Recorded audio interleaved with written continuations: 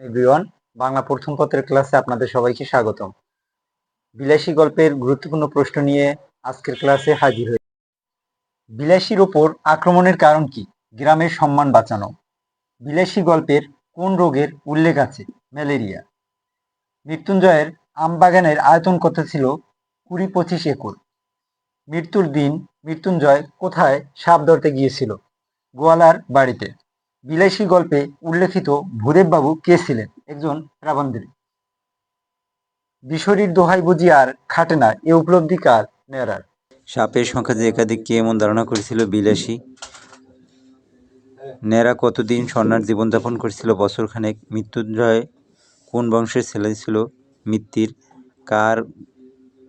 কার গোখোখ্র সাপ পোষার শখ ছিল? নেড়ার। সাপের সবচেয়ে লাভের ব্যবসা কোনটি? শিকড় বিক্রি।